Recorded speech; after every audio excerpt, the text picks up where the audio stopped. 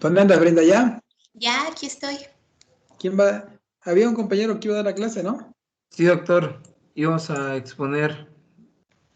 Bueno, dale chance a Brenda que dé la introducción, 10 minutos, ¿sí? Y luego continuamos todavía, ¿sale? Está bien, doctor, usted me indica. Sale, Brenda. Voy.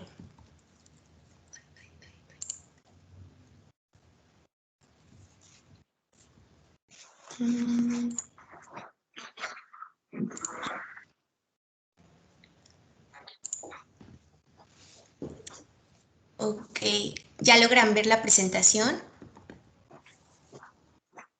Sí, ya se ve. Listo. Sí, ya se ve. Ok, bueno, hola chicos. Yo rápidamente les voy a dar una introducción y un recordatorio de los puntos más importantes que vimos pues la clase anterior para que ahora sí que sabemos que lo que aprendemos en anatomía no siempre es aprenderse la target, no todo nos va a funcionar a menos que vayan a ser cirujanos o un tipo de esas cosas. Pero como clínicos o en el área de medicina interna, pues es importante recalcar ciertas cosas que nos van a funcionar para llegar pues a un diagnóstico clínico preciso. Entonces, como ya vimos la clase pasada, bueno, creo que no lo mencionaron, los riñones tienen, siempre lo van a escuchar, pues tienen una forma ya sea de habichuela, de frijol, aproximadamente tienen el tamaño de nuestro puño cerrado, más o menos, se localizan en la pared posterior del abdomen y es importante que se acuerden que son extraperitoneales. ¿Por qué? Porque si en algún tipo de traumatismo o demás, el riñón al tener su propia cápsula, por ejemplo, si llega a sufrir un traumatismo directo y sufre un tipo de hematoma que se contiene ahí, pues es importante recalcar que pues están contenidos solitos y están fuera del peritoneo.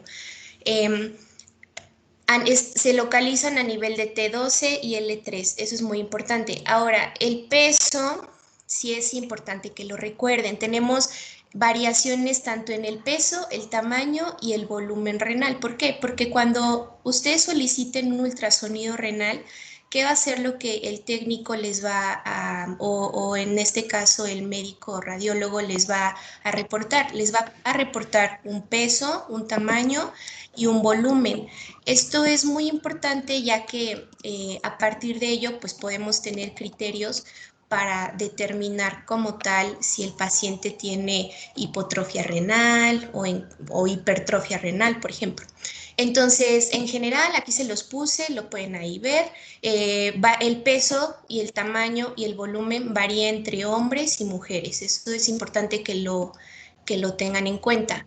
125 a 170 gramos en hombres y 115 a 155 gramos en mujeres. Y tamaño, recordando que el riñón izquierdo, por la anatomía que tiene el riñón derecho con el hígado, va a ser un poco más grande. Varía de 2 a 2.5 centímetros aproximadamente, y el tamaño general es de 11 a 12 por 5 por 7.5, y en las mujeres, si se dan cuenta, es un poquito, aquí lo que varía, la longitud sería de 10.7 a 14.3, o puede ser de 9.5 a 13.9. Esto es en el riñón derecho, no, izquierdo, y ese es en el derecho. En el volumen, igual, en varones es de 132 a 276 mililitros y en mujeres de 87 a 223. Entonces, solo son cifras para que nunca se les olvide y cuando les reporten un ultrasonido, por ejemplo, o en una tomografía que les den medidas, pues ustedes sepan cuáles son las medidas anatómicas o cuáles son los rangos normales de un riñón. Pues ya sabemos que la arteria renal proviene de la aorta abdominal y la vena renal drena en la vena cava inferior. Y lo que les mencionaba en la clase anterior, las anormalidades vasculares se presentan de un 25 a un 40% en la población general. Entonces siempre ténganlas presentes ya que son muy importantes. Ahora, algo que mencionaba Karen la clase pasada, les mencionó un chorro de proteínas que se involucraban en el proceso de la nefrogénesis y demás. O sea, no es como tal que se las aprendan. Lo importante de esto es que sí, les puse esta imagen para que vean que efectivamente estos son genes que se involucran en la nefrogénesis. Entonces, cualquier mutación en en estos genes, perdón, pues nos va a dar como tal una alteración en los riñones y en su función, tanto en su estructura anatómica como en su función. Entonces, algo que les quería comentar la vez pasada es, pregunta, ¿ustedes cuál consideran que es la principal causa de enfermedad renal en México? Diabetes mellitus tipo 2. ¿Alguien más? Hipertensión.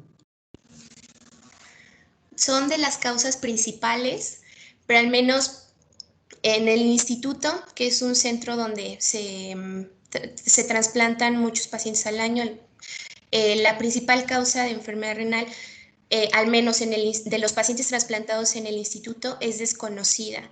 ¿Esto qué quiere decir? O le llaman, bueno, es desconocida, idiopática, o lo consideran solamente como hipotrofia renal. Entonces, es un punto muy importante, ya que mucha población joven o que no están, por ejemplo, que no son diabéticos, no son hipertensos, no tienen otra condición que los lleve como tal a una enfermedad renal crónica, pues tienen una enfermedad idiopática y lo único con lo que debutan pues ya es un síndrome nefrótico, un síndrome nefrítico o como tal enfermedad renal. ¿A qué va esto? Que como tal la evolución de la enfermedad renal crónica siempre va a terminar en una hipotrofia renal, o como ya lo hemos platicado anteriormente. Nefronas, al no ser una célula que se regenere, pues va perdiendo tejido, va perdiendo volumen, tamaño y peso. Entonces, pues sí, la enfermedad, las causas idiopáticas derivan en todas estas malformaciones, ya sean genes, como más adelante lo van a explicar, pues en el glomérulo existe, también en los túbulos existen un sinfín de proteínas que se van a involucrar en todo el proceso de filtración, reabsorción, secreción. Y cualquier alteración en estas proteínas pues nos va a llevar a una alteración en la función que a largo plazo pues termina en una enfermedad renal. Ahora, ¿por qué la consideran idiopática? Porque ustedes consideran que existiría, por ejemplo, hacerle, no sé, un cariotipo o buscar las mutaciones en todos los genes involucrados. Pues no, o sea, sería, para muchos no existen, muchos no van, o sea, muchos de esos estudios no están disponibles, no son accesibles, son muy caros, y aunque determinen, por ejemplo, la mutación de su causa de enfermedad renal, pues, o sea, no como tal la van a tratar. Entonces, para que eso nunca se les olvide, que no solo la enfermedad renal crónica pues es producto de la diabetes, la hipertensión. En el instituto la segunda causa de trasplante es el lupus, entonces también estudien siempre mucho enfermedades inmunológicas, son súper importantes. Entonces esta imagen es para que siempre piensen, si no sé, llega un paciente que no es nada típico con un cuadro clínico de nefropatía diabética, nefropatía lúpica o como tal hipertensión arterial que termina en una enfermedad renal, pues siempre, o sea, piensen que pues su causa va a ser idiopática y en otras causas. Que al final todos terminan en biopsia y algunos pues ya no son candidatos a biopsia porque pues no van a encontrar mucho. Aquí les puse, para que vean igual, es una lista de síndromes con anormalidades cromosómicas que terminan en alteraciones o sea, en la función renal o malformaciones en el tracto urinario. Entonces, como ven, pues son muchos. Siempre igual tener en cuenta que pues si un paciente llega, por ejemplo, la trisomía 21, un Klinefelter, que son pacientes o un Marfan, que o sea, que podemos tener contacto con ellos, pues pensar en que puede tener, que por ahí va su problema renal. Y estos son genes, como les decía, hay muchísimos. Por ejemplo, uno de los que más se ven es el síndrome de Alport. ¿Lo han escuchado?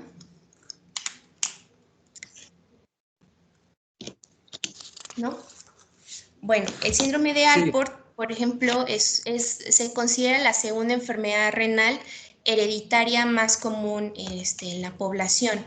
El síndrome de Alport se caracteriza porque tiene una mutación en los genes del colágeno tipo 4.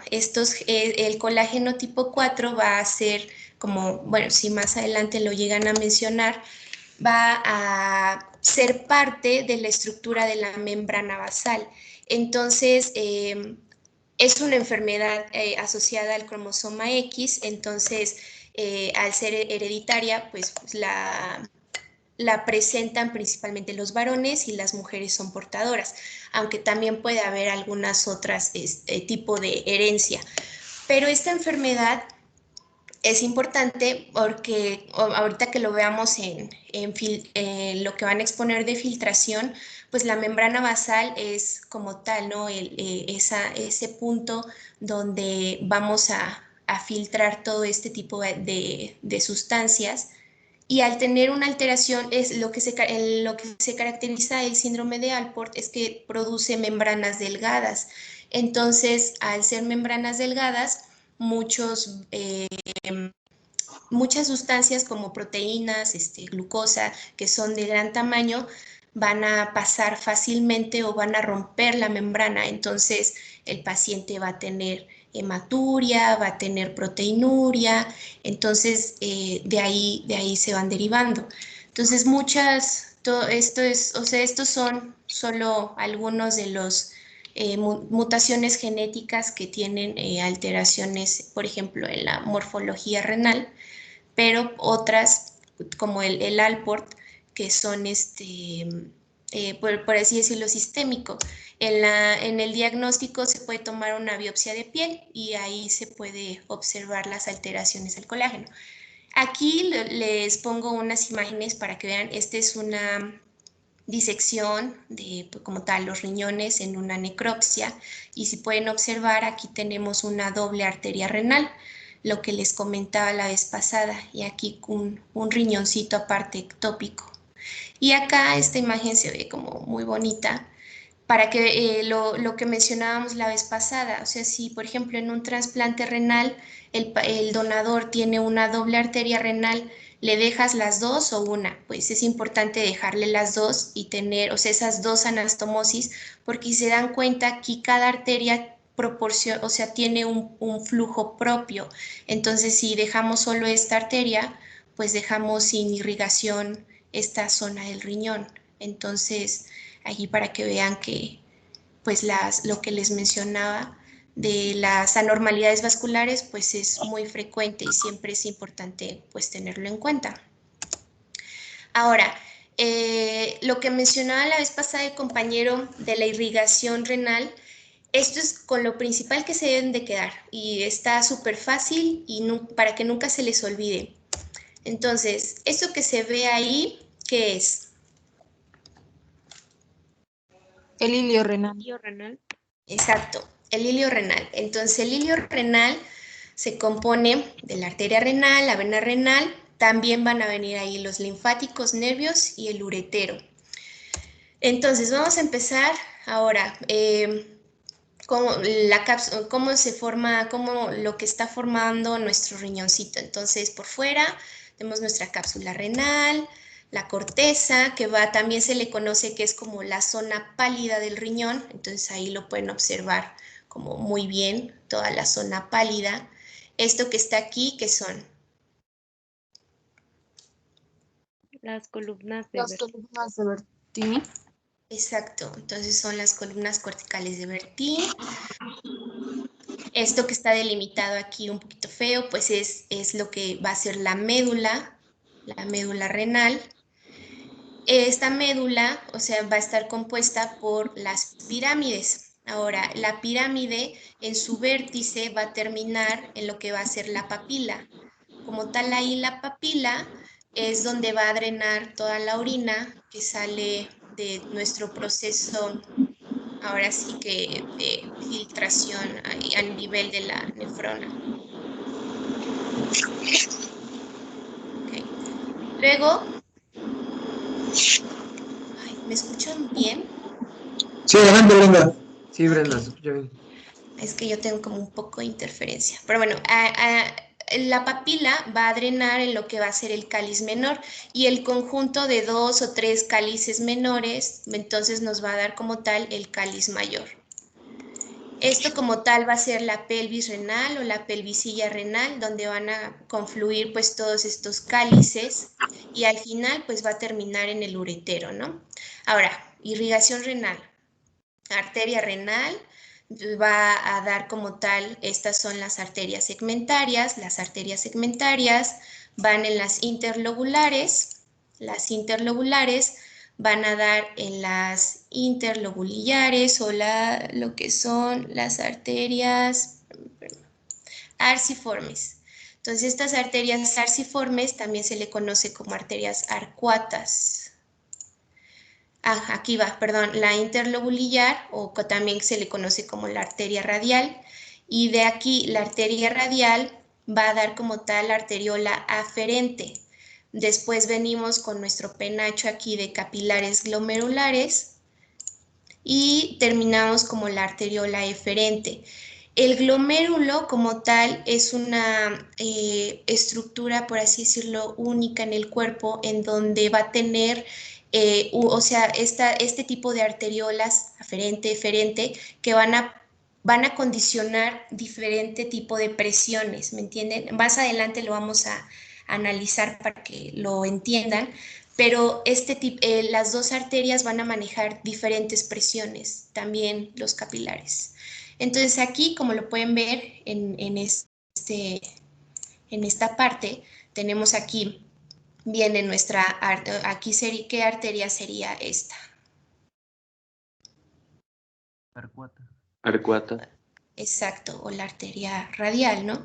No, la arcuata, y aquí nos da nuestra arteria radial, que nos va a dar aquí nuestra arteriola aferente, los capilares, termina en la arteriola eferente, y después nos va a dar esta serie de capilares que van a ser permítame tantito, los capilares peritubulares. Ahora tenemos una diferencia, dos tipos de nefronas, las nefronas corticales y las yuxtamedulares. Entonces, la principal diferencia, aparte de su estructura, es que las nefronas corticales van a contener capilares peritubulares y las nefronas yuxtamedulares, los capilares peritubulares, van a dar otro tipo de vasos que van a ser los vasos rectos y van a rodear pues como tal los túbulos, el asa de Henle, y van a terminar en la arteriol, en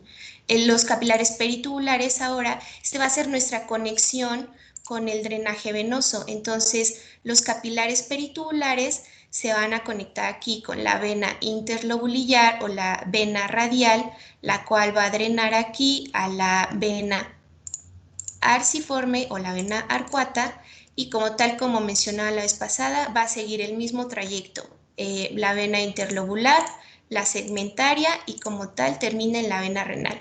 Entonces es importante que aquí entiendan en qué momento ocurre la transición, ¿sí?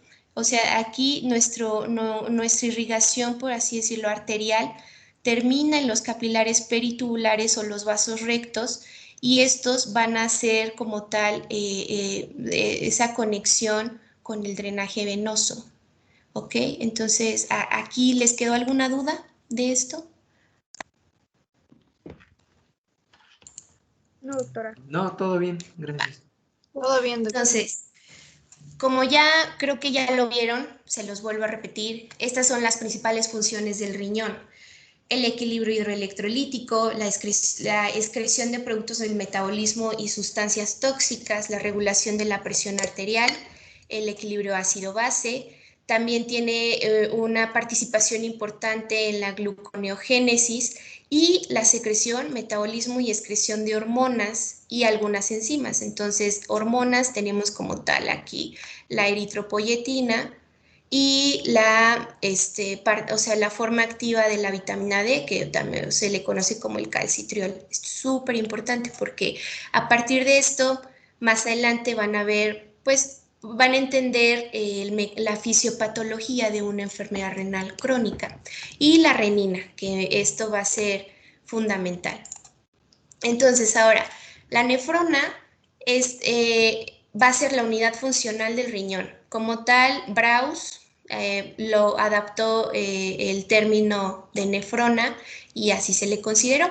Como ya lo mencionaron la vez pasada, se considera que tenemos de 800,000 a 1,000,000 de nefronas por riñón. Varían mucho la cantidad, pero es un aproximado. Y como se mencionaba, a partir de los 40 años vamos a tener una disminución del 10% por cada 10 años y no se regeneran, pero tienen cambios adaptativos, que fue lo que ya les he mencionado. Tienen esa capacidad de hipertrofiarse, pero posteriormente pues lleva a un desequilibrio. Esto nunca se les olvide, se originan en el metanefros y existen dos tipos de nefronas. Entonces, aquí la principal característica, del un 20 a un 30% de las nefronas van a ser yuxtamedulares y el otro porcentaje van a ser corticales. La principal diferencia es, el largo de las asas. Como ven aquí, en la nefrona cortical, pues el asa solamente va a introducirse un poquito en lo que va a ser la médula. Sin embargo, las yuxtamedulares, como tienen unas asas más largas, y aquí lo que les mencionaba, las asas tienen lo que son los vasos rectos. ¿Y para qué nos van a funcionar principalmente este tipo de nefronas? Van a ser para concentrar la orina. Entonces, pregunta súper importante, que si nuestro riñón llega a tener un tipo de hipoperfusión, ¿qué zona va a sufrir más, la corteza o la médula? Médula. ¿Por qué? Porque va disminuyendo la presión de oxígeno en los capilares renales. Ok. Y bueno, cabe destacar de que como por las funciones de transporte activo, pues hay un gran consumo de energía, de nutrientes por parte del riñón. Entonces, entre más nos vamos sumergiendo en el tejido renal, pues aumenta el gasto, bueno, disminuye la cantidad de nutrientes disponibles para él. Esa es la principal causa. Como bien lo mencionaste, por el tipo de transporte, el transporte activo se va a dar principalmente en el túbulo proximal. Entonces, ahí vamos a tener un mayor consumo de oxígeno, pero ahora tú analízalo como solito, viendo el dibujo en donde se encuentran más los túbulos, ¿en la médula o en la corteza? Es en la corteza porque es donde hay más nefronas. Se considera que es en la corteza porque, sí, es donde hay más nefronas. Las nefronas yuxtamedulares solo son de un 20 a un 30%. Entonces, la mayor cantidad de nefronas está en la corteza. Entonces, si llega a tener un periodo isquémico el riñón, pues la zona que más llega a sufrir funcionalmente es la corteza, por el tipo de transporte y consumo. Tiene alta demanda de oxígeno para llevar a cabo como tal su función. Entonces, no sé si ya lo vimos anteriormente, pero para que vean, pues, siempre cómo va a ser la estructura de una nefrona. Entonces, va a contener un glomérulo. El glomérulo como tal va a tener capilares, la cápsula de Bowman. Bueno, aquí se me movió un poquito, pero el glomérulo contiene capilares y su cápsula de Bowman. Posteriormente continúa con el túbulo proximal, el asa de Henle. Esta va a tener dos ramas, la descendente y la ascendente. Y después también se describe que tiene una porción fina y una porción gruesa.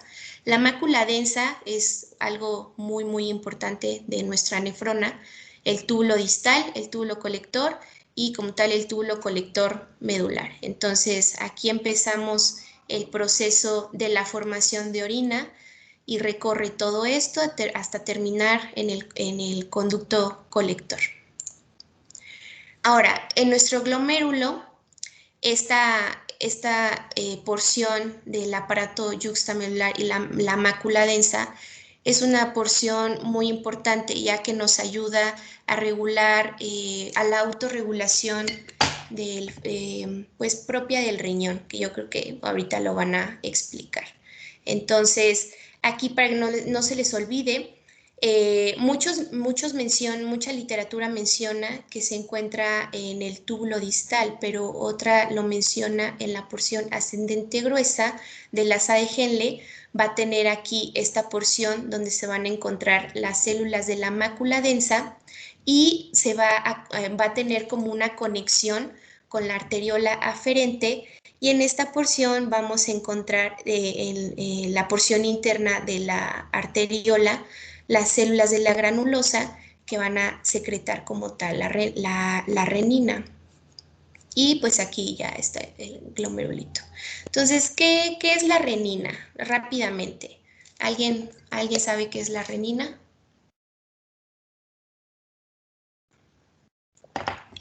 Bueno, la renina es una enzima. Entonces, la renina, ¿cuál va a ser? Ya sabemos cuál es la función como tal de las enzimas. Entonces, creo que aquí se los puse. Este es como la Biblia de la nefrología. Esto se lo tienen que aprender muy, muy, muy bien, porque esto les va a permitir entender más adelante equilibrio ácido-base, equilibrio hidroelectrolítico principalmente, hipertensión arterial, muchas cosas. Entonces, la renina es una enzima que se secreta aquí en el riñón. Se los voy a explicar esta vez y van a ver que lo vamos a estar viendo muchas veces. Esto es el eje renina-angiotensina-aldosterona. Entonces, la renina la secreta como tal el riñón, ya lo vimos en las células de la granulosa, y se va a la circulación. Entonces, el angiotensinógeno va a ser como tal un producto una proteína que produce el hígado. El angiotensinógeno va a la circulación general y la renina actúa con el angiotensinógeno, como aquí lo pueden ver, y aquí lo parte, ¿no? Entonces, del angiotensinógeno vamos a tener la angiotensina 1. Entonces, la angiotensina 1 se va a encontrar, o sea, en la circulación pulmonar se va a encontrar con la enzima convertidora de angiotensina. Y esta enzima va a interactuar con la angiotensina 1 y la va a convertir en angiotensina 2. ¿Okay? Entonces, aquí lo pueden ver. Aquí actúa la enzima convertidora de angiotensina. Aquí la parte. Entonces, aquí obviamente son cómo está conformada la proteína. Y vamos a tener la angiotensina 2. ¿Okay? Y tenemos otro tipo de angiotensinas, pero aquí la que nos importa es la angiotensina 2. Entonces, la angiotensina 2 como tal va a tener múltiples funciones. Va desde activar el sistema simpático, va a interactuar como tal cuando la mácula densa empieza a censar una disminución de agua y sodio. Entonces va a activar como tal este sistema para la secreción de angiotensina, lo que va a derivar en una vasoconstricción de la arteriola eferente. Entonces, esta vasoconstricción, hagan de cuenta que va a cerrar la arteriola eferente y va a evitar que perdamos más agua. Entonces, un poquito más adelante lo van a comprender, pero sí, ténganlo en cuenta. Y también tiene interacción en la secreción de la hormona antidiurética. Entonces, al final, esto nos va a llevar a una reabsorción de agua y sodio, también aumento de, como tal, la presión capilar. Esto no lo olviden, jamás. Van a ser términos que vamos a estar viendo más adelante. La tasa de filtración glomerular es 125 mililitros por minuto y 180 litros al día. Ya vimos que el flujo sanguíneo renal va a ser de 1 a 2 litros y solamente el 25 al 30% va a pasar, o sea, como tal, al glomérulo. El flujo plasmático renal se considera que es de 625, teniendo un hematocrito pues normal. El 20% es lo que se va a estar filtrando, va a ser la cantidad de filtrado, y de esto se van a estar eliminando de 1 a 2 litros diarios de orina. Entonces esos términos pues no los olviden. Ahora, el proceso de la formación de orina se lleva a cabo por 3 cosas: la filtración glomerular, la reabsorción tubular y la secreción tubular. Entonces así lo pueden también encontrar, como que la velocidad de excreción urinaria es igual a la velocidad de filtración menos la reabsorción más la secreción. Bueno, velocidades. Entonces aquí esto es importante: del flujo que llega al riñón, el 80% va a continuar, o sea, se va a regresar como tal a la circulación. Y solamente el 20% de esto se va como tal a filtrar, va a continuar aquí. A más o menos un 19% de este flujo se va a reabsorber y menos de 1% se va a excretar. Entonces todo esto nos lleva como tal a esa excreción urinaria, y al final pues vamos a tener un retorno a la circulación sistémica de casi el 100%, como lo pueden observar por lo que vamos a reabsorber. Entonces, antes de que empiecen a dar su tema de filtración, pues es importante mencionar las estructuras del glomérulo. Entonces, el glomérulo como tal, de la parte más externa, como ya se los mencioné, va a tener su cápsula de Bowman. Ay, perdón. La cápsula de Bowman. Posteriormente, o sea, aquí vamos a tener como tal lo que es el mesangio, que va a ser esa matriz que le va a dar como estructura a esos penachos capilares. Es importante que recuerden que en todo esto que va a ser como el intersticio, vamos a encontrar células de tipo inflamatorio, como linfocitos, neutrófilos, etcétera. Estos van a ser importantes, ya que en patologías o en enfermedades que vamos a ver más adelante, estos van a tener un tipo de alteración. Entonces, ¿alguien me puede decir cómo está formada como tal, esa barrera de filtración? Es lo que se va a exponer ahorita. Ahora, entonces, si quieres, ya pon tu presentación y sigue. Entonces, no sé, de lo que les dije hasta acá, ¿tienen alguna duda?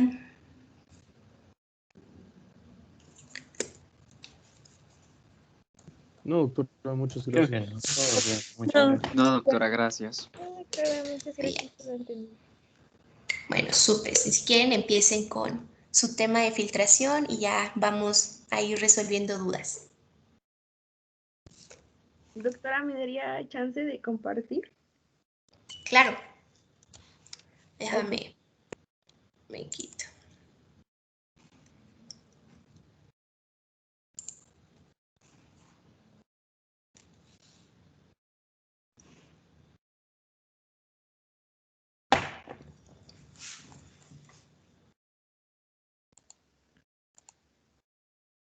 Bueno, buenas noches, compañeros. Vamos a empezar con, bueno, como tal lo que es la función glomerular, que es lo que es todo el filtrado.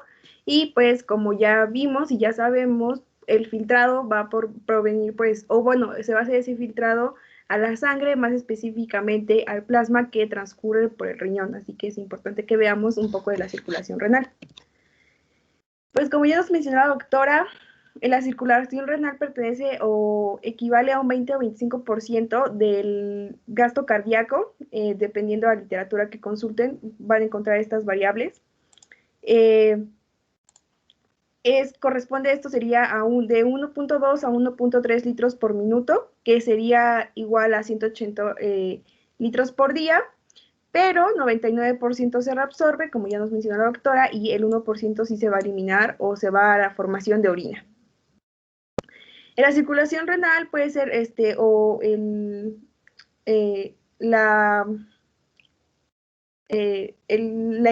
irrigación, por así decirlo, puede ser calculada mediante flujómetros que aplican el principio de Fick. Y el principio de Fick nos menciona que la cantidad de una sustancia que entra a un órgano es igual a la cantidad de sustancia que sale de él. Y entonces, aplicando esto al riñón, pues tenemos que la concentración de sustancia X que entra por la arteria renal al riñón va a ser igual a la cantidad de sustancia X o a la concentración de sustancia X que se elimina por la vena renal, más lo que se elimina por la orina.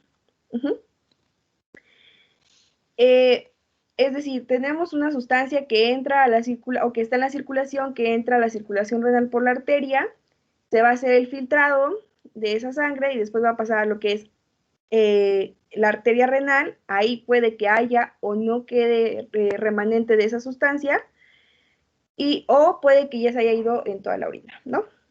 Y bueno, tenemos lo que es el flujo plasmático. ¿Por qué? Porque, como les digo, la porción que se va a filtrar es como tal la del plasma, y como ya nos mencionó la doctora, se filtra nada más un 20% del plasma que entra a lo que es la circulación renal. ¿Y cómo podemos calcular el flujo plasmático? Bueno, pues hay un método que es por medio de la cuantificación del ácido paraminopúrico, que este ácido lo que tiene, o esta sustancia más bien lo que tiene es que tiene un elevado cociente de extracción. Sus características para que tenga este elevado cociente de extracción es que es una sustancia con una alta tasa de aclaramiento renal, que ahorita vamos a ver lo que es el aclaramiento. Aparte es totalmente, no se reabsorbe y además es secretada, ¿no? Y bueno, a ese 20% se le llama flujo plasmático renal efectivo. Y también es como la fracción de filtración, ¿no? Porque, pues, como tal, no se filtra todo el plasma, ¿no? Solamente el 20%, ya nos dijo la doctora, el 80% se sigue. Y el flujo sanguíneo renal, pues, lo podemos obtener por medio del flujo plasmático renal por 1 sobre el inverso del hematocrito, teniendo en cuenta que pues, el hematocrito aquí sería 45, ponía un ejemplo, de que sería 700, bueno, como ya nos dijo, es de 625 a 700 por 1 sobre 0.55, que sería este inverso del hematocrito, y nos daría un total de 1.273 mililitros por minuto. Ahora, la tasa de filtrado glomerular. ¿Qué es la tasa de filtrado glomerular? Es la cantidad de ultrafiltrado plasmático que se forma por minuto.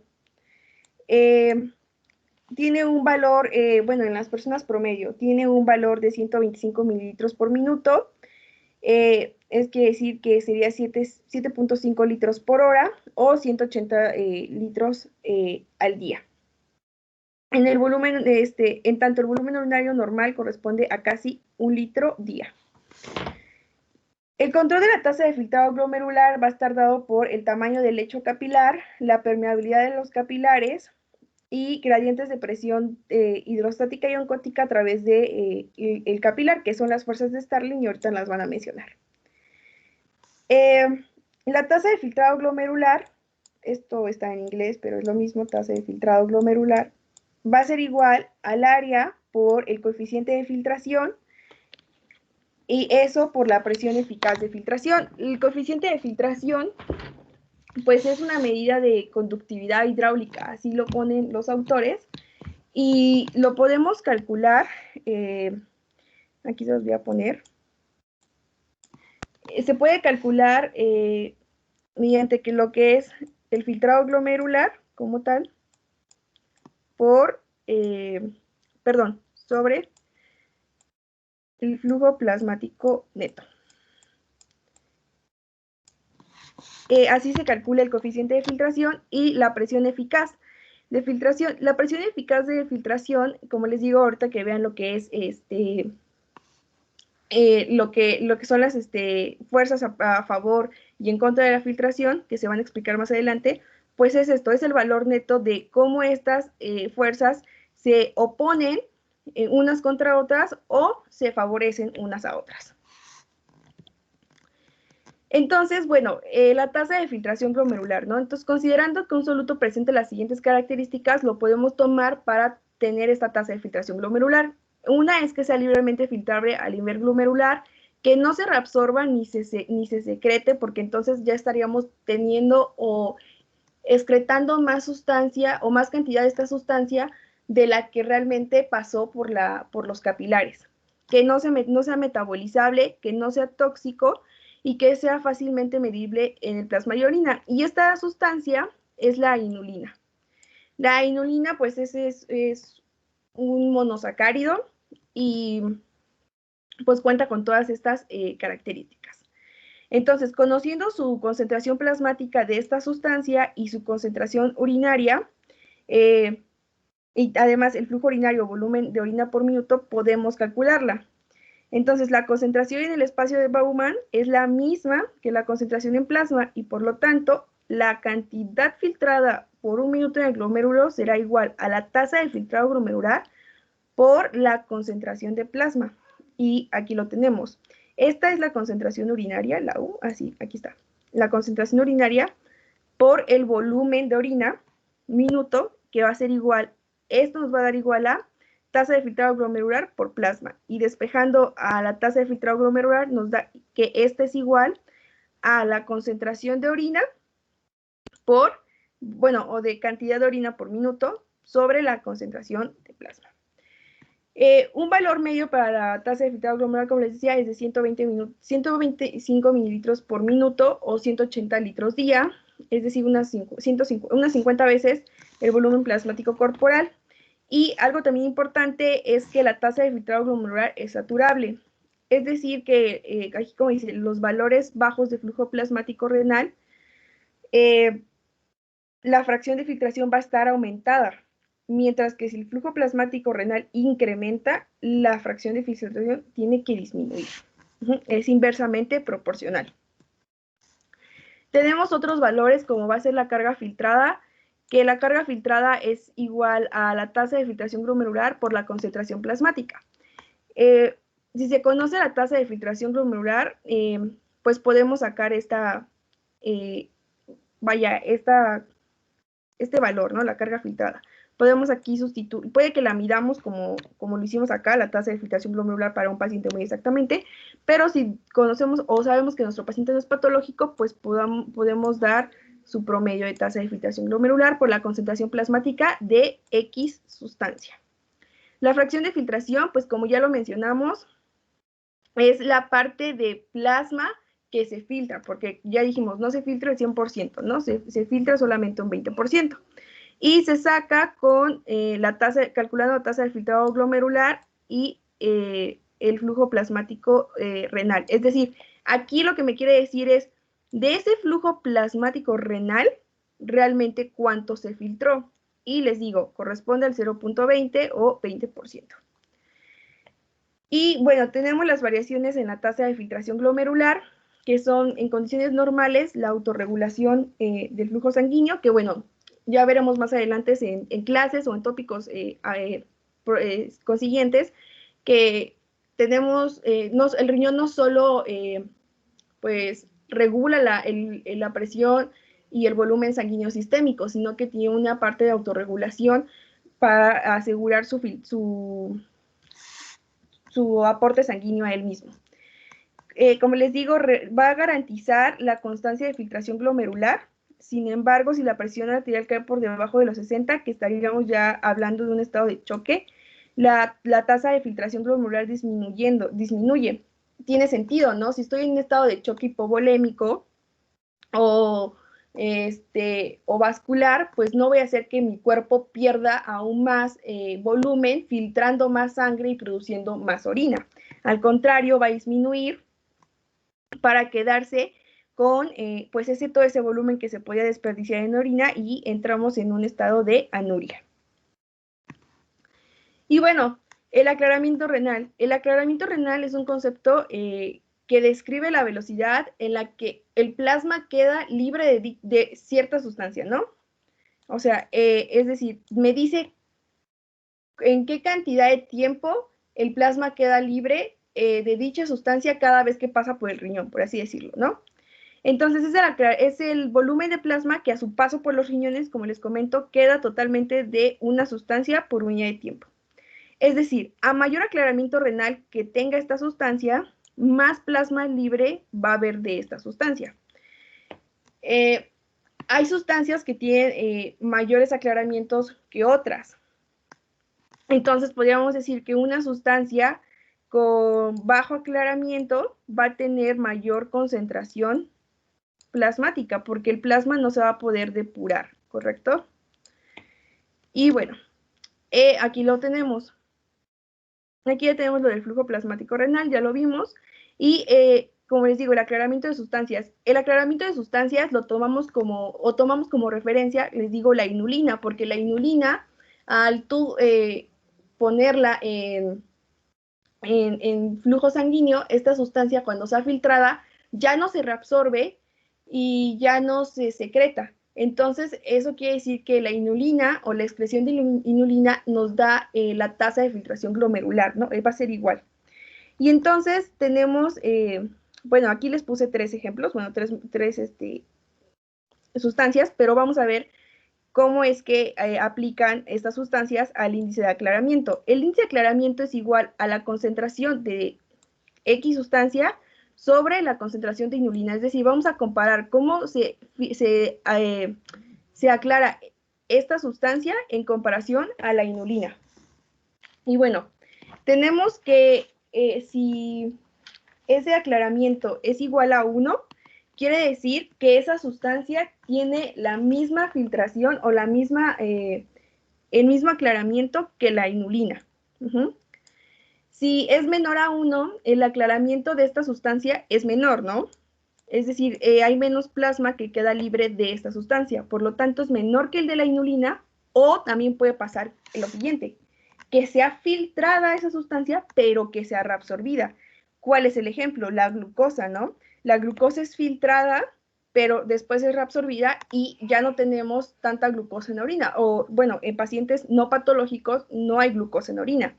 ¿Cuál podría ser otro ejemplo acá? Pues en general todas las sustancias que se reabsorben, ¿no? Sodio, cloro, potasio, fósforo, ¿no? Son filtrados, pero después se reabsorben.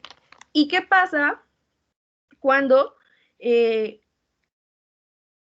índice de aclaramiento es mayor a 1? Pues aquí quiere decir que la sustancia que estamos aclarando es mayor, el aclaramiento es mayor que el de la inulina, pero además de ser filtrada o de ser depurado, es secretada. Es decir, no solo el cuerpo o el riñón más bien, el glomérulo no solo filtra la cantidad de sustancia que pasa por él, que llega desde las arterias, sino que además secreta durante el paso tubular, secreta más cantidad de esta sustancia. ¿Cuál es el ejemplo de esto? Es el ácido paraminilpúrico, ¿no? Y bueno, lo que nos preguntaba la doctora, ¿cuál es la membrana de filtración glomerular? ¿O de qué está conformada la membrana de filtración glomerular? Tenemos 3 capas a grandes rasgos.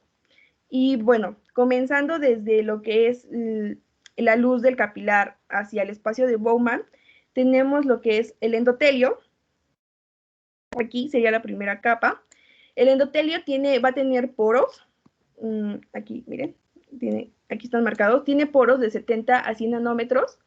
Y puesto que estos poros pues, son relativamente grandes, los solutos y fluidos sí pueden traspasar. La membrana, como recuerden, esta membrana de filtración es impedir, es un obstáculo, es una barrera física para que no se vayan solutos que no deben pasar o que el cuerpo debe conservar.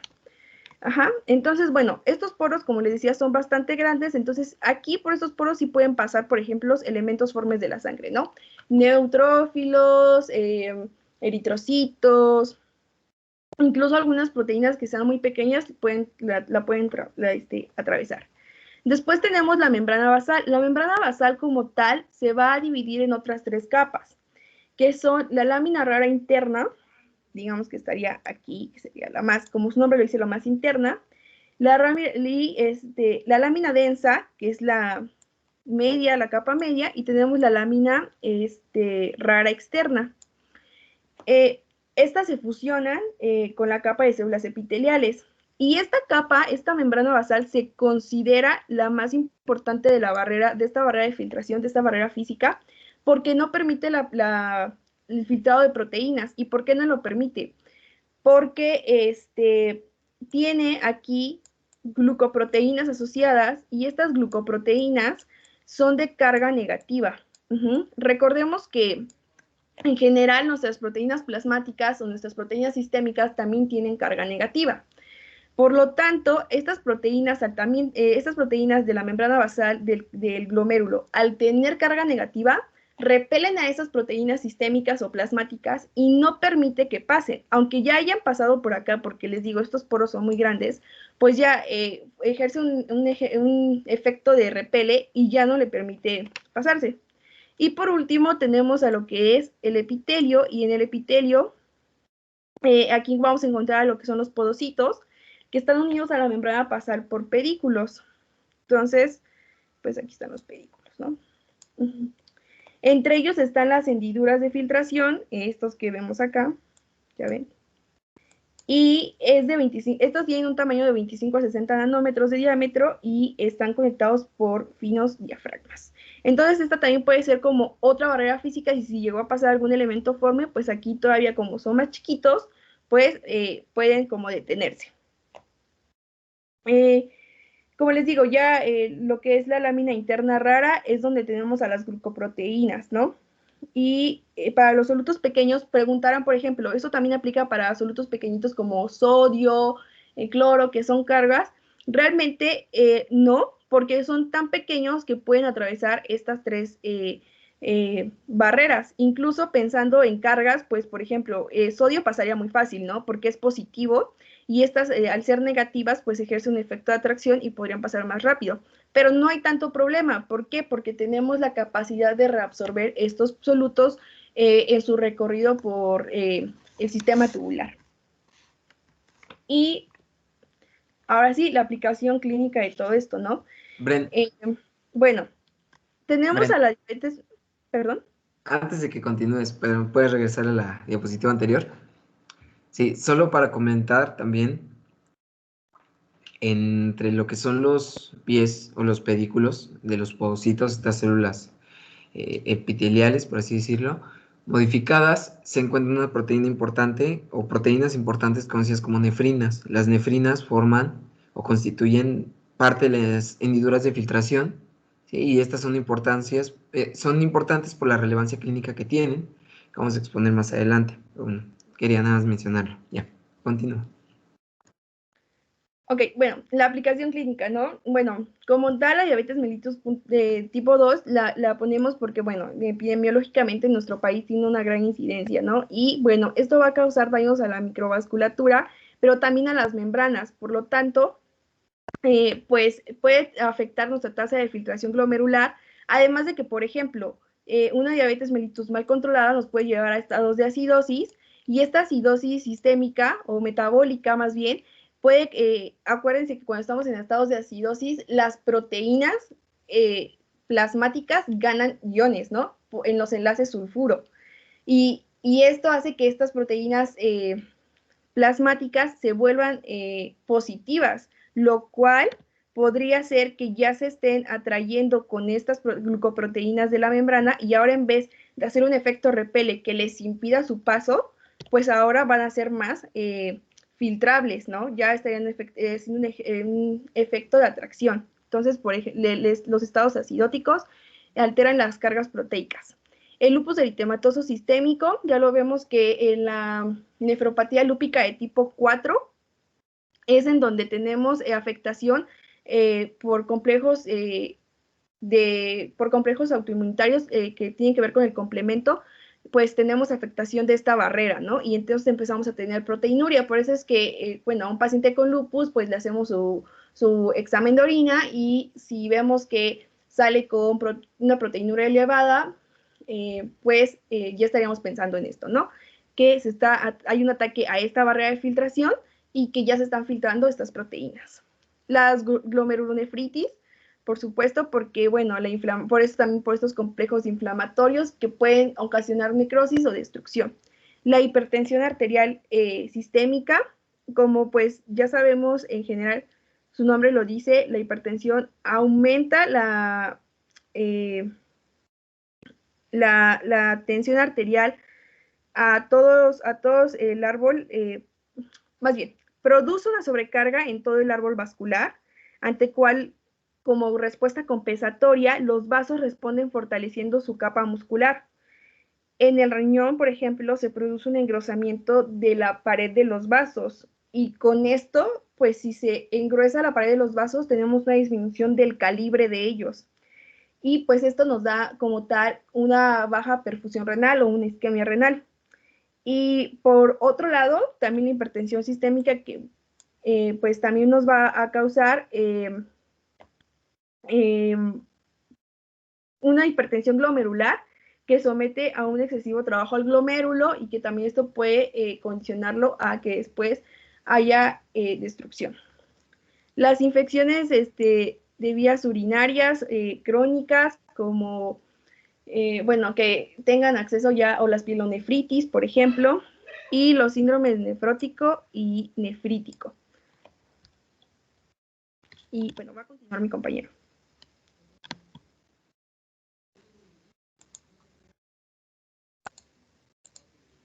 Bien, continuamos con la exposición. Un momento, por favor. ¿Me indican si ya ven mi pantalla, por favor? Ya se ve. Sí, ya se ve. Gracias. Sí se ve, compañero.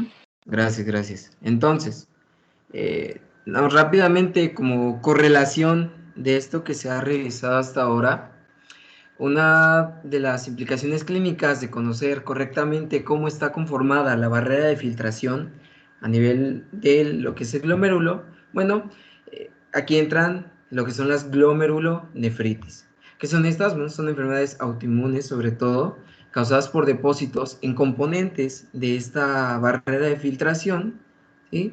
En la cual, bueno, se va a generar daño y este daño va a propiciar un cambio en la tasa de filtrado glomerular, por lo tanto, por ejemplo, insuficiencia renal a grandes rasgos, ¿sí? O alguno de los síndromes que ya se han platicado, síndrome nefrítico o síndrome nefrótico, ¿no? Hay varios, bueno, la clasificación es extensa, seguramente la revisaremos más adelante, pero solo para mencionar un poco ahorita que se tocó este tema de la barrera de filtrado, ¿ok?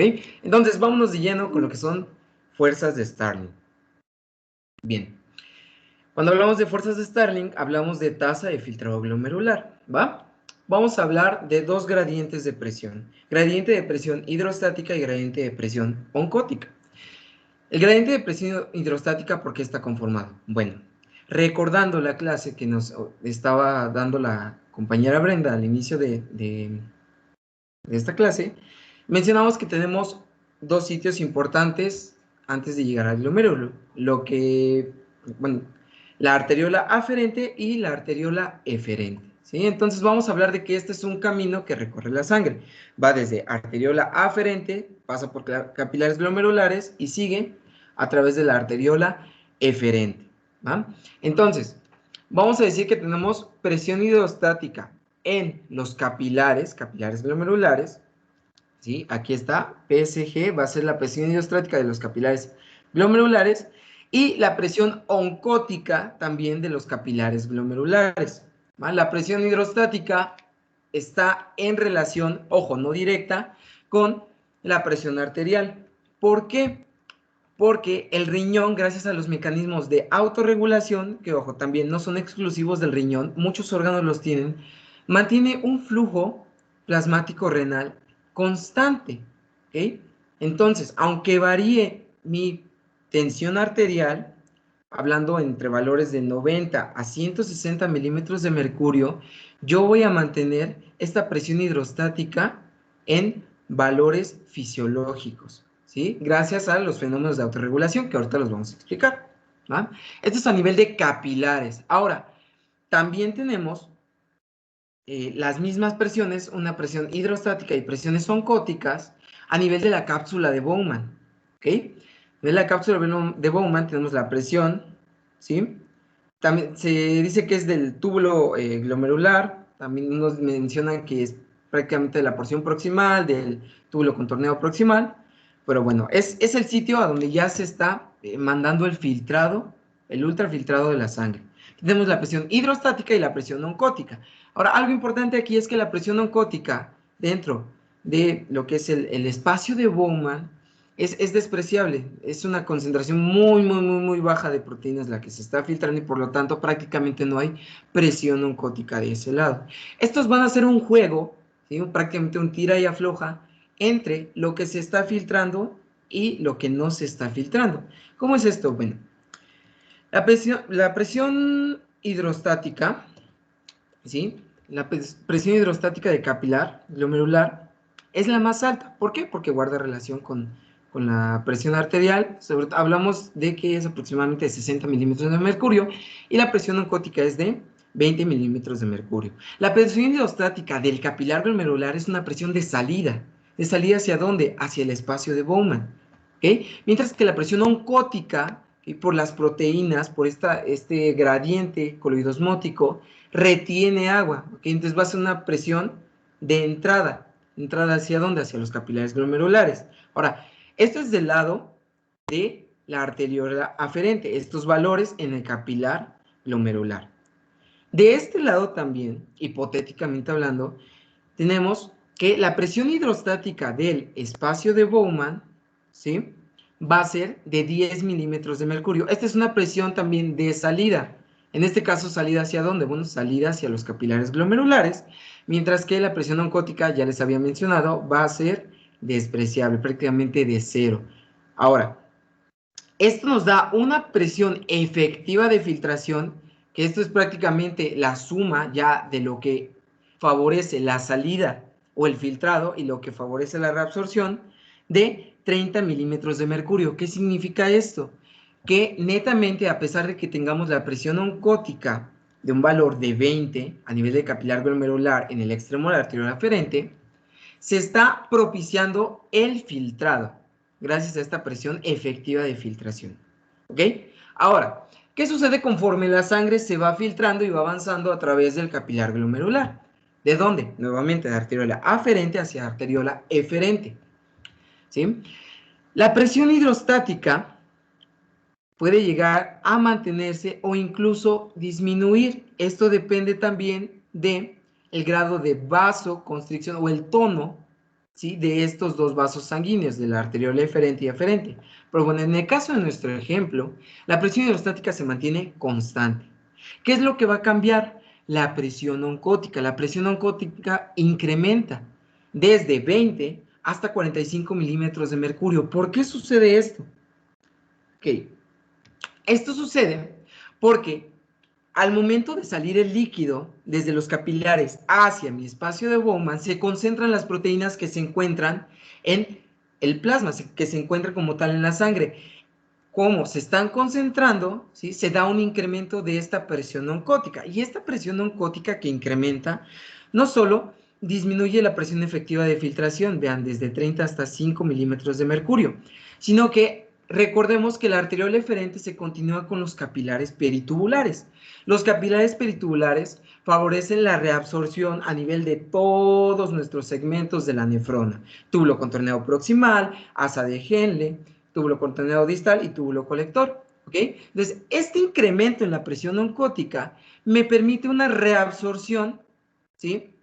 Del contenido que va pasando a través de los segmentos de la nefrona, nuevamente ¿hacia dónde? Hacia la sangre, ¿okay? Hacia estos capilares peritubulares. Entonces, la presión efectiva de filtración va a estar dada por el gradiente de presiones hidrostáticas, ¿sí? presión hidrostática capilar, glomerular y presión hidrostática del espacio de Bowman, y el gradiente de presiones oncóticas. ¿Ok?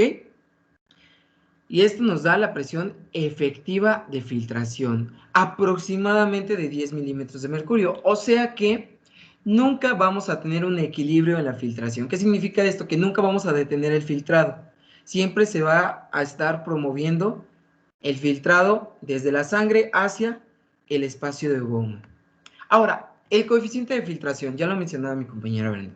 Este va a estar dado por el área de superficie, que prácticamente son todos los glomérulos en todas las nefronas que puedan tener ambos riñones, ¿sí?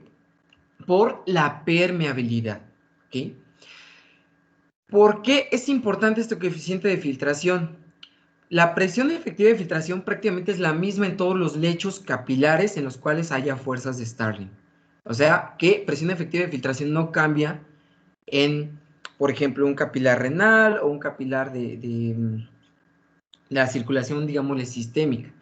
Lo que le va a permitir o le va a dar sus características al riñón va a ser este coeficiente de filtración, porque la permeabilidad es muy alta, así como el área de superficie transversal, ¿ok? Que esto se cuantifica en 12.5 mililitros por minuto. Por lo tanto, en conjunto, la tasa de filtración glomerular, que está dada por la suma de coeficiente de filtración y presión efectiva de filtración, va a ser igual a 125 mililitros por minuto. Ahora, esta tasa de filtrado glomerular va a estar regulada. ¿Por qué? Por el flujo sanguíneo renal. ¿Okay? Y este flujo sanguíneo renal se va a regular, ¿por qué? Bueno, por los grados o el tono motor que tengan la arteriola aferente y la arteriola eferente. Lo iremos revisando más adelante, ¿no? Lo que les mencionaba. Tenemos del lado, en el eje de las Y, los valores, digamos, de presión, ¿sí? Y en el eje de las X, prácticamente principio, capilar, glomerular y fin. Acá supongamos que es arteriola aferente y el fin es la arteriola eferente. El gradiente de presión hidrostática se mantiene prácticamente más o menos estable, cae un poco, pero lo que importa aquí es que siempre predomina sobre los gradientes de presión oncótica, ¿ok? Entonces siempre tenemos filtración. Ahora, ¿qué sucede conforme vamos avanzando de principio a fin? Que la presión oncótica puede ir incrementando, ¿ok? Por este efecto que les digo, de que se concentran las proteínas porque está saliendo líquido desde los capilares glomerulares hacia el espacio de Bowman. E incluso se puede alcanzar un equilibrio de filtración, eso sí, obviamente, si no tuviéramos los mecanismos de regulación estables. ¿En qué casos creen ustedes que tendríamos un incremento en este gradiente de presión oncótica y alcanzaríamos un equilibrio de filtración? Bueno, sobre todo en situaciones de hiperproteinemia, ¿ok? Porque se está dando el filtrado, pero las proteínas están en una concentración mayor e incluso se incrementa aún más la concentración por la salida del líquido, podemos alcanzar un equilibrio de filtración, ¿ok? Pero es muy raro que suceda esto. Entonces, hablemos de los componentes. Regresa 2. Claro, doctor. ¿La otra? ¿Otra? ¿Puedo tomar el control? No, ¿verdad? Sí.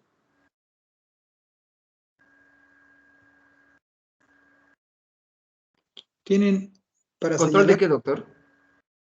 ¿Puedo señalar? Tiene que Sí, doctor.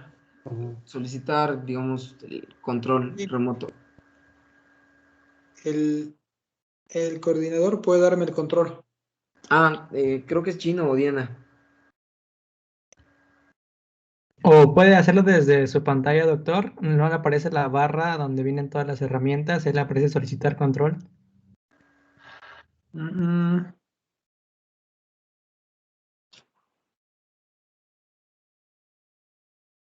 Bueno, prácticamente aquí estamos hablando sobre filtración.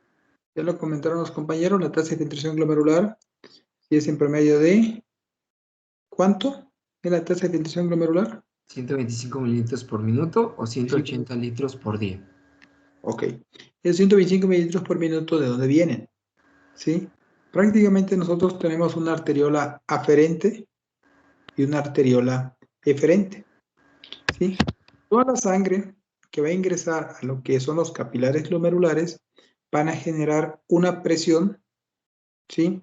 Que es la presión hidrostática, y esta presión hidrostática es la que va a favorecer que ocurra un filtrado. Pero así como tenemos una presión que favorece, tenemos una presión que se opone, que es la presión oncótica.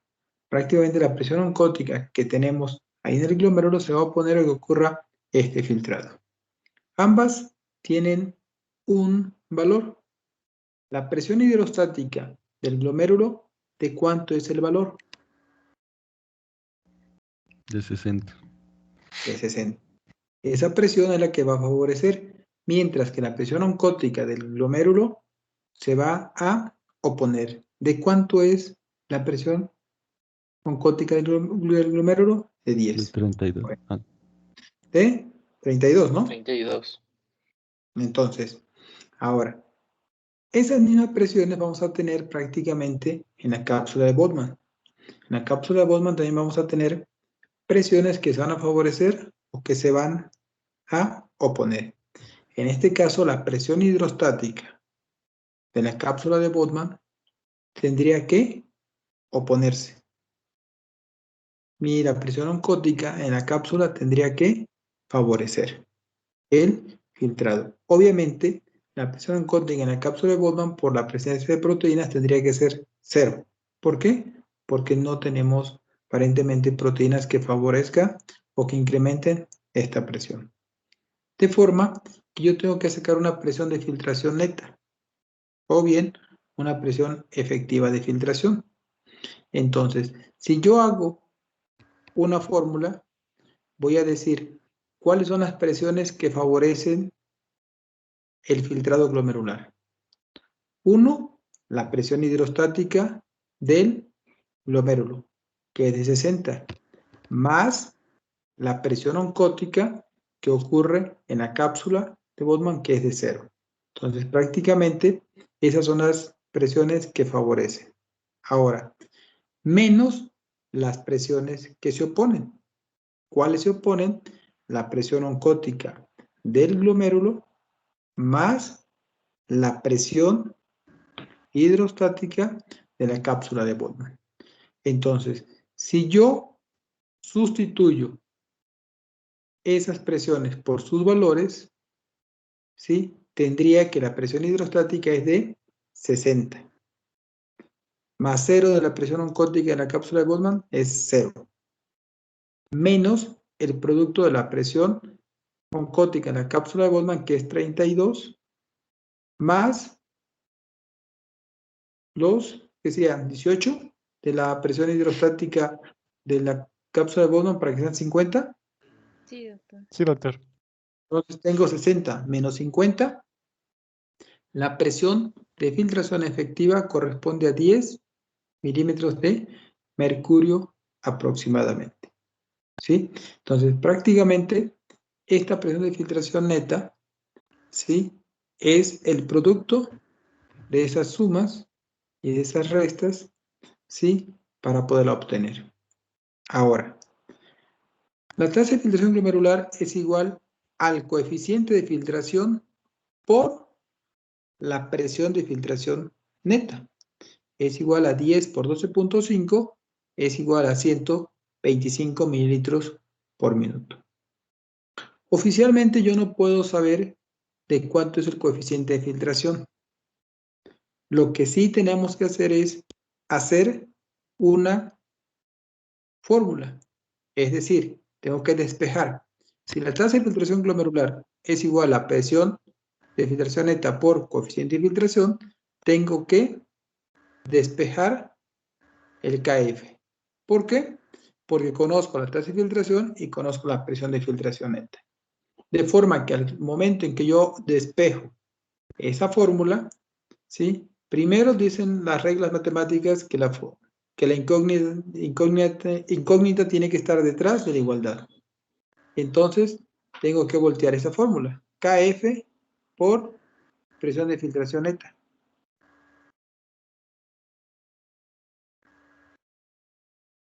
es igual a tasa de filtración glomerular. Al despejar lo que es coeficiente de filtración, me va a dar tasa de filtración glomerular entre presión de filtración neta y corresponde a 12.5 mililitros por minuto. ¿Sí? De forma que yo conozco ya mis tres, ¿sí? Los tres resultados, ¿sí? Pero el filtrado glomerular no solamente depende, ¿sí?, del flujo plasmático. También va a depender de lo que es la membrana glomerular. La membrana glomerular va a estar integrada por tres elementos. El primero, ¿cuál es? El El endotelio. endotelio. Luego sigue una membrana basal y posteriormente sigue Los lo que son podocitos. podocitos. Entonces, aquí la pregunta es, ¿qué patología me puede alterar la presión hidrostática del glomérulo? La Comentaba su hipertensión, compañero, doctor. comentaba su compañero que esa presión de filtración neta va a estar dada siempre y cuando yo mantenga una presión, ¿sí?, entre 150 y 90. Entonces, quiere decir que si yo tengo modificación en esa presión, en automático voy a modificar la presión hidrostática del glomérulo. Entonces, si mi paciente en un momento dado llega a presentar una pérdida de volumen, mi flujo plasmático va a disminuir. Al disminuir mi flujo plasmático, va a disminuir en automático la presión hidrostática del glomérulo.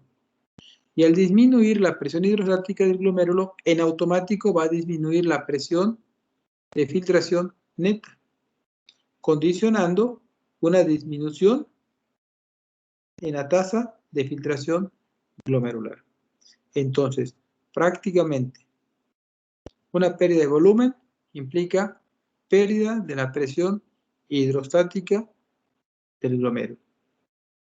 Ahora, ¿qué patología me puede condicionar que incremente la presión oncótica del glomérulo?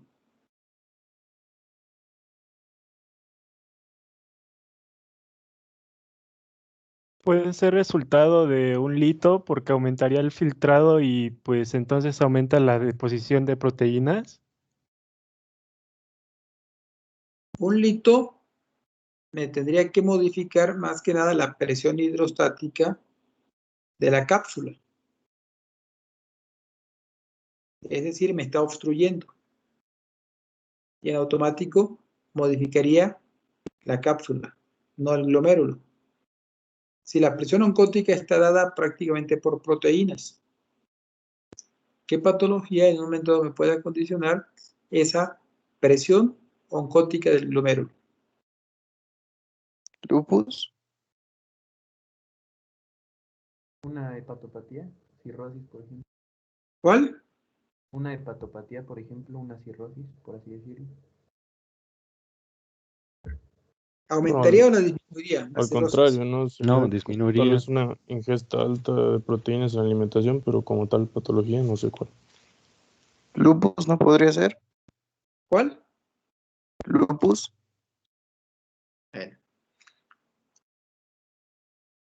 Una patología que me condicione modificación en la presión hidrostática de la cápsula de Bowman sería un problema obstructivo, principalmente una hipertrofia prostática, un lito, ¿sí?, me va a modificar esa presión hidrostática, ¿sí? Esas son patologías que me van a incrementar. Las patologías que en un momento dado me pueden disminuir, ¿sí?, la presión hidrostática del glomérulo es un sangrado. Pero ¿qué patología me puede condicionar un incremento en la presión hidrostática del glomérulo?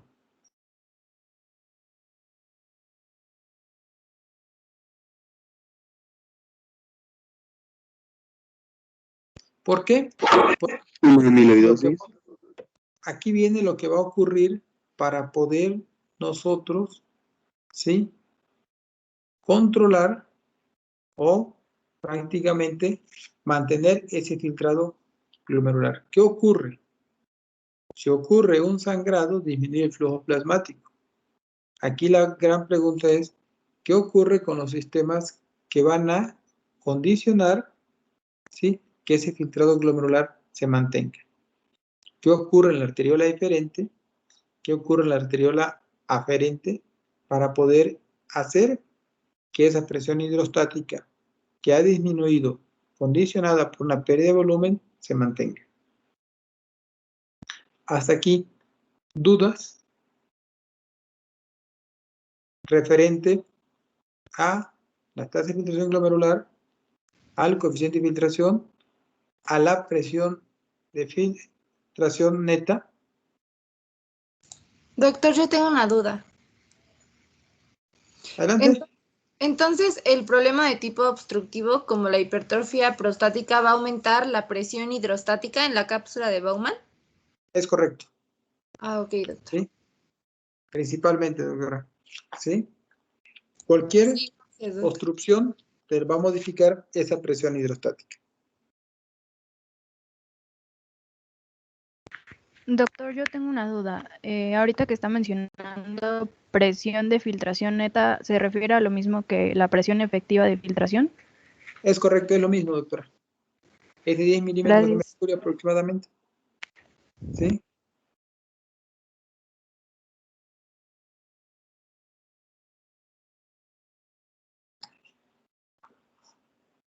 Entonces, la que sigue, doc. La otra. Ok. Aquí nos vamos a quedar porque tú ya vas a hablar aquí sobre los mecanismos que van a regular el flujo plasmático, el filtrado glomerular. Prácticamente, ¿qué pasa en la arteriola aferente y qué pasa en la arteriola eferente? Obviamente aquí ya la doctora Brenda les comentó lo que es el sistema renina y aldosterona. Quiero pensar que en la arteriola aferente vas a hablar sobre mediadores, principalmente, y sobre el sistema nervioso simpático y parasimpático.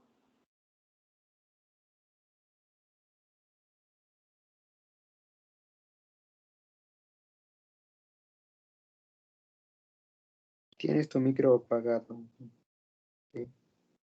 ¿Cómo? Adrián está silenciado, creo, porque no te escuchas. Lo callaron, Adrián. Perdón. Sí, doctor. ¿Sí? Ahí es la que Sí, sigue. lo que mencionaba es que voy a explicar como tal los mecanismos de regulación y también mencionaba, o sea, regulación neurohumoral, regulación nerviosa, los mediadores, vasodilatadores, vasoconstrictores, e incluso hacer la correlación con cuando se utilizan medicamentos como AINES o IECAS, ¿sí? ¿Qué sucede con estos mecanismos de regulación y Ok. cómo nos afectan? Ok. Entonces, prácticamente aquí me quedo. ¿Sí? Entonces, ¿por qué? Porque comentábamos los cambios que van a ocurrir en la membrana glomerular. ¿Sí? Entonces, prácticamente dentro de lo que va a modificar también la tasa de filtración glomerular son las alteraciones, las patologías que va a presentar la membrana glomerular. ¿Sí? Prácticamente me va a afectar todo lo que es el coeficiente de filtración. ¿Sí? Y ahí tenemos que ver un poquito más la estructura de la membrana. Entonces, terminamos de ver filtración, la próxima clase con lo que sucede y entramos un poquito a lo que es reabsorción. ¿Sale?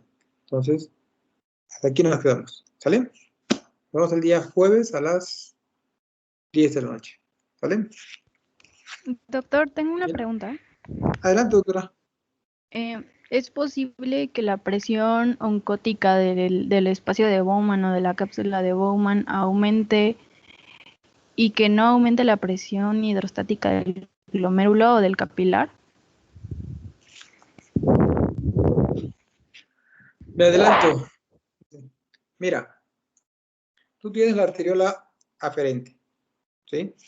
Entonces, todo esto va a llegar sangre y la sangre tiene plasma. El plasma tiene proteínas. Entonces, prácticamente, si yo cierro la arteriola eferente, voy a hacer que el plasma esté más tiempo en el glomérulo. Y si el plasma está más tiempo en el glomérulo, quiere decir que vas a tener mayor tiempo las proteínas. Y una de las modificaciones por las cuales la presión oncótica puede subir es prácticamente por mayor permanencia de proteínas en el glomérulo.